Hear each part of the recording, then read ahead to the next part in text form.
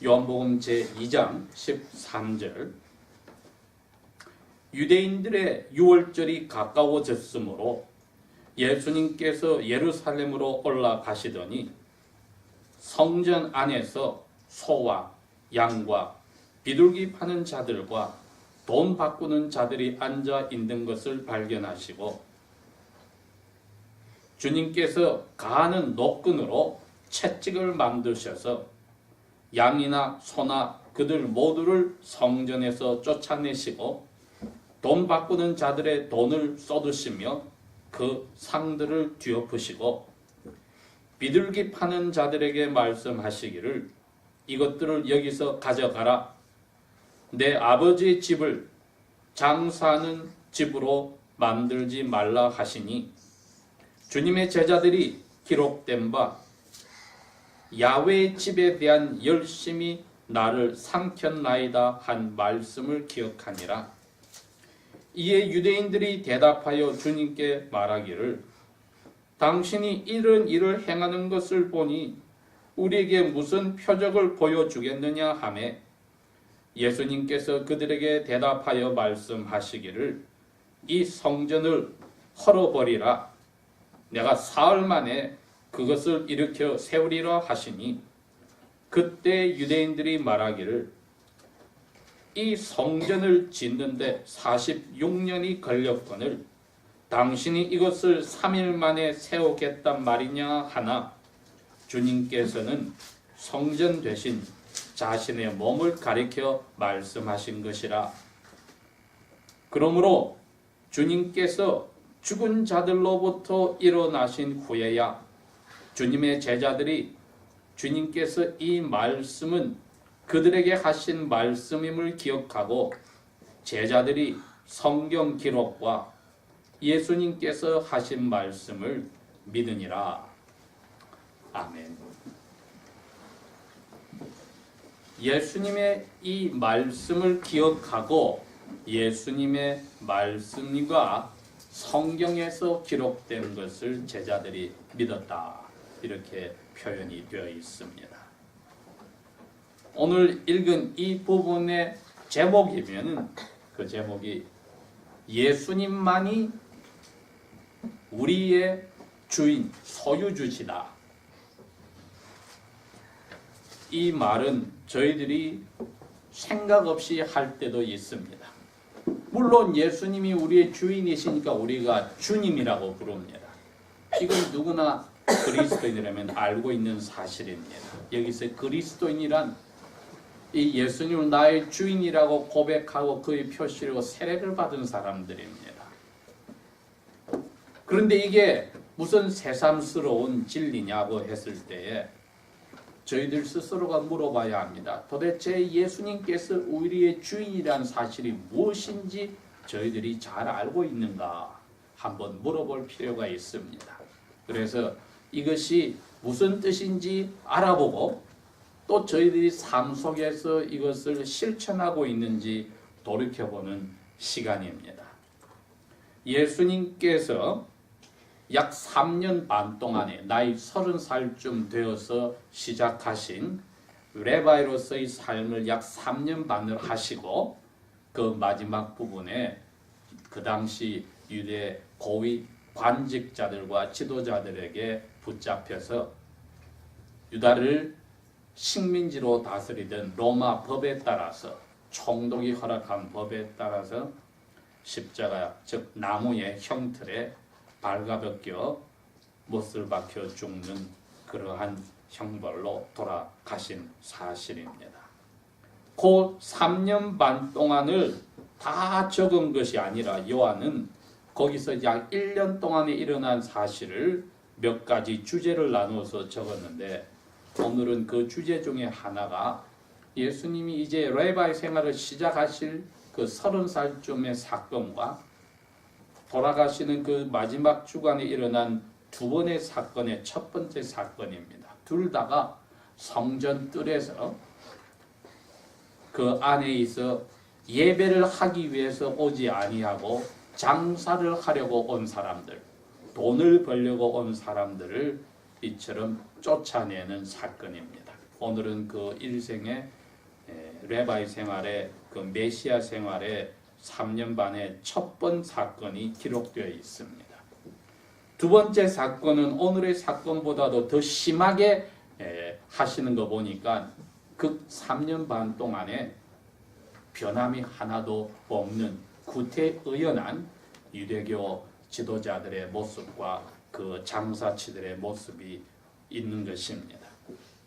예수님만이 우리의 소유주시다고 하시는 이유가 저희들이 이 성경에 나오는 이 성경신학의 주요한 이 개념을 먼저 이해를 해야 합니다. 예수님 태어나시기 전에 성경 그것을 저희들은 구약이라고 부릅니다. 즉, 이 예수님이 태어날 것을 예언한 약속, 오래된 약속이다 해서 구약이라고 합니다. 그러니 예수님이 태어나시면은 이제는 그 구약은 약속이 이루어졌기 때문에 더 이상 만들어지지 않으니 그 예수님의 시작과 돌아가신가 앞으로 오실 때까지 그것을 적어 놓아서 다시 오겠다고 한 약속이 신약, 새로운 약속이 되어 그것을 저희들은 성경의 두 번째 책인 신약 성경이라고 부릅니다. 구약 성경에서 하나님이 자기의 백성들과 함께 있겠다고 했을 때 하나의 장소를 만들어 놓았으니 처음에는 텐트로 그 집을 하나 만들었습니다. 그래서 그것을 성막이라고 불렀습니다. 거룩한 천막이다. 그 다음에 다윗 왕이 준비를 다 해서 그의 아들 솔로몬대에 하나의 집을 예루살렘에 지었으니 그것은 이제는 성막에서 성전이 되었습니다. 거룩한 궁궐과 같은 집이다. 그것은 다름이 아니라 그 집안의 제일 중요한 자리, 지성소, 가장 거룩한 자리에 하나님이 그 이스라엘 땅 가운데 자기 백성과 함께 있겠다 한 장소가 있기 때문입니다. 그래서 그것을 거룩한 집의 제일 중심에 있어 그 집 전체를 거룩한 집, 성전이라고 불렀던 겁니다. 거룩한 궁전이다. 하나님은 그 집안에 스스로 오셔서 언약궤라고 하는 영화로도 많이 만들어졌던 그 시리즈가 있는 그 언약궤, 아크 오브 카비넌트라고 하는 언약궤의 뚜껑이 원래 없습니다. 그 뚜껑을 따로 만드는데 그 언약궤의 뚜껑을 시은좌라고 하는 뚜껑을 만들어서 거기에 천사 둘이 서로 날개로 이렇게 보고 쳐다보는 그 공간에 언약궤 뚜껑과 천사들의 날개 공간에 하나님이 있겠다고 약속을 하시고 대제사장이 1년에 한 번 그 언약궤 앞으로 들어갔을 때에 어떤 때는 하나님이 직접 이야기를 해주시겠다고 했습니다. 그것을 성막을 짓기 전에 하늘의 성전을 비전으로 보여주시고 모세에게 명령하신 하나님이 모세를 통하여 이스라엘 백성에게 한 약속이었습니다. 내가 그 언약궤 뚜껑 시은좌와 천사들의 날개로 만들어진 공간 위에서 너희들에게 이야기하겠다. 이게 성전이 있어야 될 제일 중요한 이유입니다. 안 그러면 사람이 하나님과 같이 있을 방법이 없습니다. 왜? 하나님은 하늘에 계시니까 하나님과 같이 있으려면 죽어야만 하늘에 가든지 엘리야처럼 혹은 에녹처럼 죽지 않고 살아서 하늘에 가야만 하나님과 있습니다. 거기는 죄가 없는 데이기 때문에 거룩한 천사들과 하나님의 용서받은 성인들만 있으니 문제가 없는데 이 죄가 있는 땅에 하나님이 죄인들과 같이 있을 방법이 없기 때문에 죄인들 가운데 거룩한 장소를 만들어서 성전이 있는 겁니다. 그러니 그 성전은 죄인들이 다가가면 죽습니다. 하나님께 허락을 받은 제사장들도 자기 자신의 죄를 먼저 하나님 앞에 희생 제사를 드리고 나서 그 문에 들어가야 하나님이 그 시간대에 그 제사장들을 죽이지 않고 가장 거룩한 지성소에 들어오게 하셨던 겁니다. 그러니 이 지구상에서 하나님이 죄인들 가운데 있겠다고 하는 이 기적은 성전을 떠나서는 생각할 수가 없는 것입니다. 특별히 그 성전 제일 중요한 거룩한 곳 지성소에 있는 하나님의 언약궤 뚜껑의 그 공간, 이것이 제일 중요한 부분이니 그 언약궤를 두려고 성전이 만들어지고 또 그 언약궤 앞에까지 가기 위해서 성전 마당에 희생 제사를 드리는 희생 제단이 만들어졌던 겁니다. 그러니 예수님 당시에도 그 구약의 야훼께서 자기 백성 가운데 있겠다고 하는 성전이 유지되었는데 벌써 2번이나 그 성전이 파괴되어서 예수님 당시에 반유대인이요 반이두미안이었던 즉 반이방인과 반유대인 피가 섞인 헤롯 대왕이 그 성전을 개축하는 데만 46년이 세월이 걸렸고 예수님 당시에 아직 완성되지 않았던 때입니다. 그런데 예수님께서 유대인들의 하나님께 받은 법에 따라서 예루살렘에 갈 때가 되었습니다. 즉 유대인들은 1년에 추수를 2번 하는 그 추수할 수 있는 2번의 명절과 유월절 3번을 모든 성인 남자들이 20살 이상은 야훼 앞에 명절에 성전에 와서 하나님 앞에 자기의 모습을 드러내야 한다고 했습니다.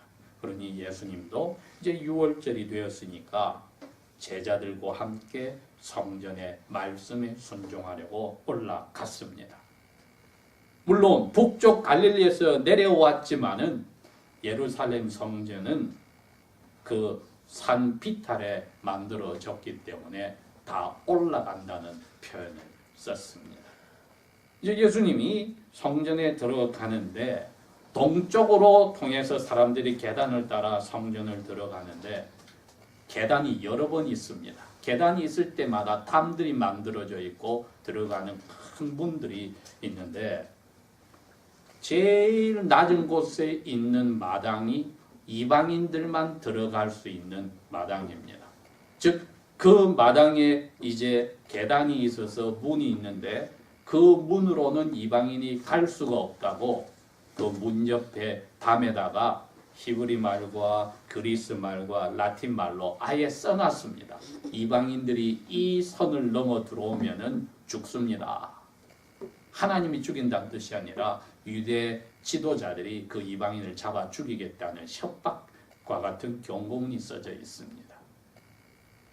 그러니 유대교로 개종한 이방인들이라도 그 문을 지나가지 못하고 그 성전들이라면 그 이방인의 뜰에 머물러 있어야 합니다.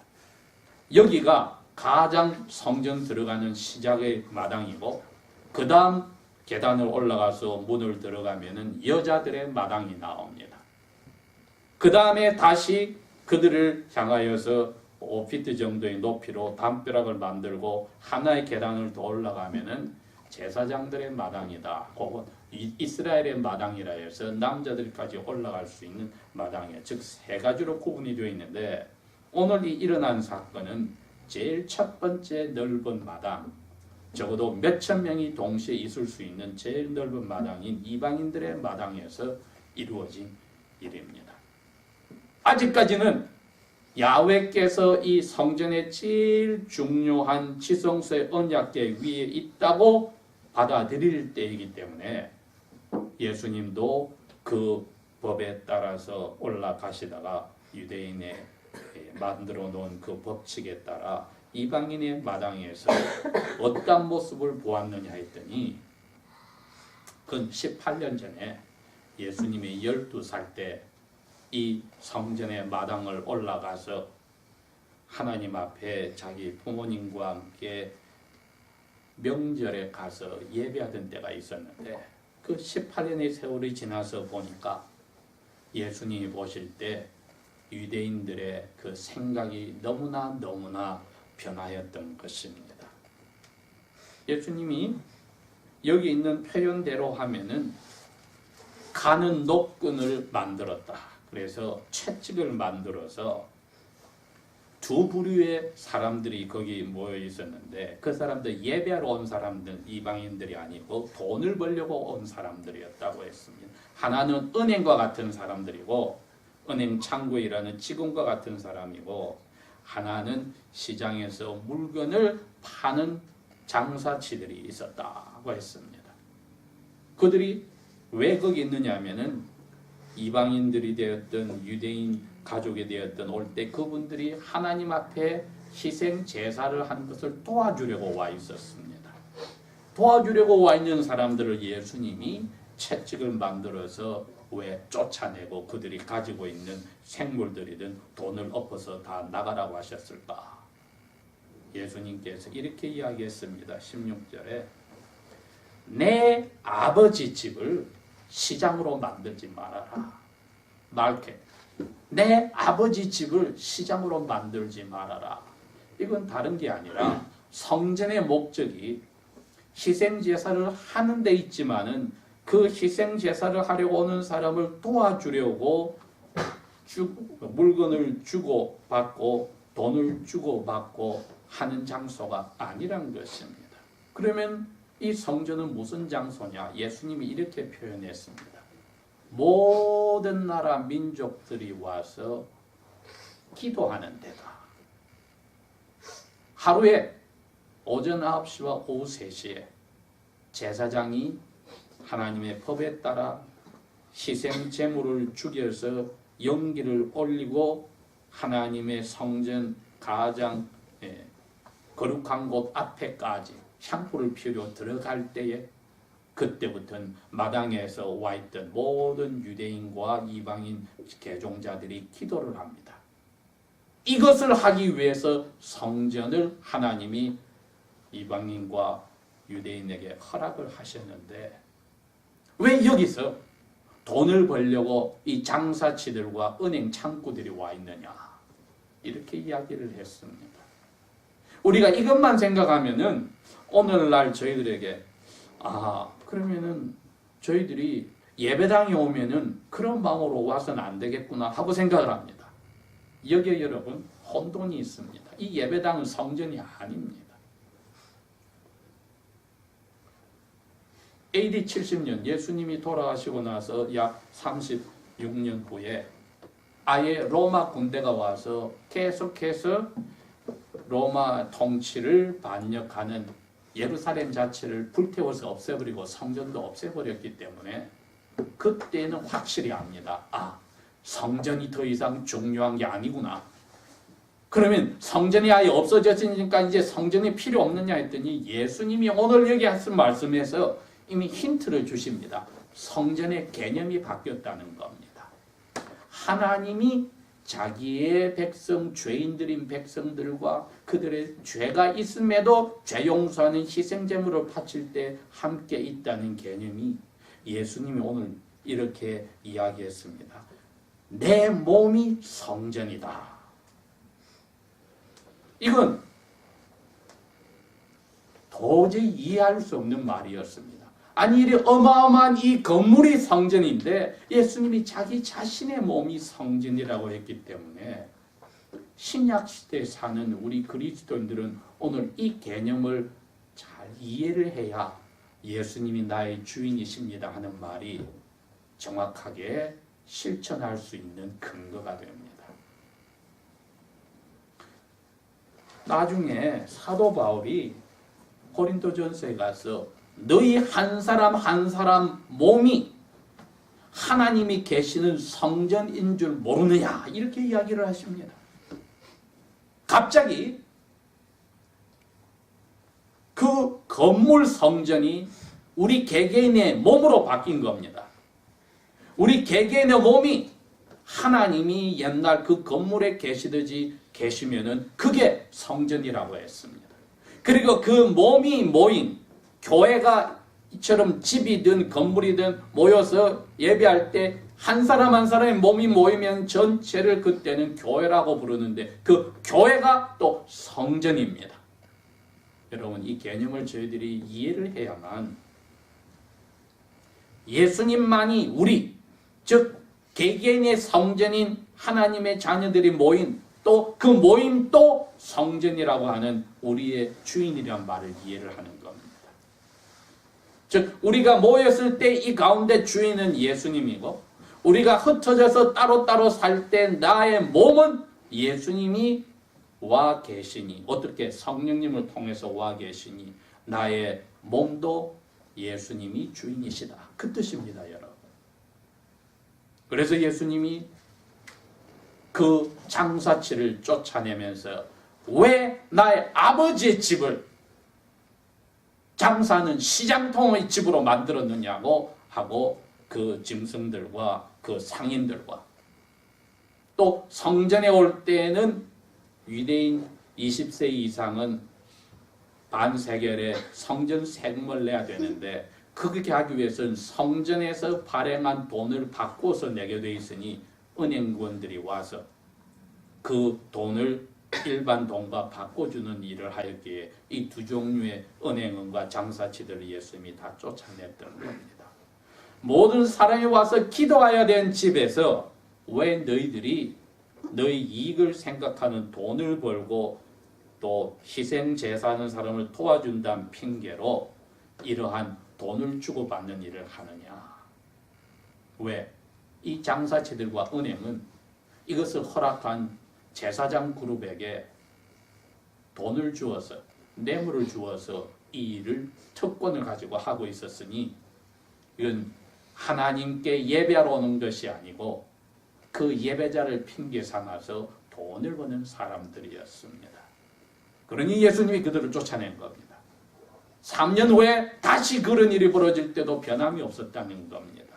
그렇다면 오늘날 저희들이 나 개인이 하나님의 성전이라면은 예수님이 내 몸이 성전이다 고 말했을 때, 그래서 예수님이 자기가 머리라고 우리를 몸의 일부분이라고 했구나 하는 말이 이해가 됩니다.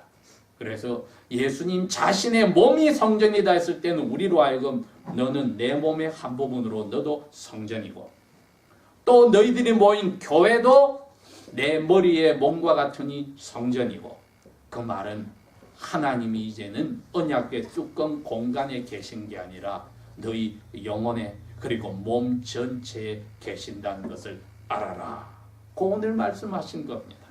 그렇기 때문에 제자들이 예수님이 죽었다가 살아나시고 나서 성령께서 오셨을 때 이걸 깨달았습니다. 이제는 성전 건물이 중요한 게 아니라 나 개개인이 몸으로 살아가는 이 몸이 중요하고, 이 몸 전체를 지배하는 나 영혼이 중요하고, 이것을 주인으로 하는 성령께서 오신 예수님이 나의 주인이니 내 몸 이제 함부로 할 수 없구나. 내 생각 함부로 할 수 없구나. 하나님의 법에 따라 제사장들이, 유대인들이 하나님 계신 성전에 와서 제사를 지냈듯이 하나님의 말씀에 따라서 내 몸도 써야 하고 내 생각도 해야 하고 내 삶 자체가 그렇게 살아야 하고 나에게 주신 모든 것도 그렇게 사용되어야 되겠구나 하고 깨달은 겁니다. 여러분, 이렇게 생각하면은 예수님만이 우리의, 나 개개인의 성전, 그리고 교회라고 하는 우리의 모임의 성전의 주인이라고 할 때, 이렇다면 내 개인이 예수님의 뜻에 따라 제사장들이 살듯이, 유대인들이 희생 제사를 바치고 법대로 살듯이 내가 그 삶을 살아야겠구나 하는 것을 깨달아야 하고, 이 모임을 가질 때에도 여기에 내가 돈을 벌고 이익을 챙기기 위해서 이 모임을 사용할 수가 없다는 것을 발견하고, 우리의 멤버들 사이에 예수님이 주인이시라면 내가 이 사람을, 저 사람을 나를 위해서 희생시키고 이용할 수 없다는 것을 깨닫게 되고, 예수님처럼 자기의 친구들을 위하여서 목숨을 내어놓는 것보다도 더 아름다운 사랑이 없다는 말씀에 따라서 우리도 형제 자매를 위해서 오히려 목숨을 내어놓는 자리에까지 간다면은 예수님이 우리 몸과 우리의 삶 전체의 주인이심을 저희들을 자각하게 하는 겁니다. 그렇다면 이제 저희들 입에서는 더 이상 건물이라고 한 성전은 의미가 없고, 이게 예수님의 몸이고 나는 그 한 부분이니 서로가 서로를 위해서 얼마나 6일 동안 헤어져 있을 때도 위에서 기도하고 챙겨줘야 되는 그 기본이 있어야 되겠는가. 이것도 저희들이 새기게 되는 것입니다. 기도하겠습니다.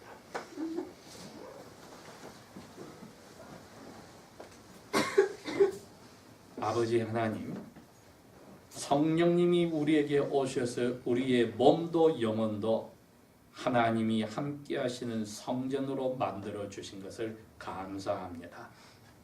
우리의 언행심사가 하나님이 죄인들과 함께 하시고 아들, 딸로 불러주신 저희와 함께 하신 이 성전에 조금도 어긋나지 않도록 성령을 통하여서 아들, 딸로서 하나님 나라의 가족으로서 시민으로 사는데 모자라지 않도록 도와주십시오.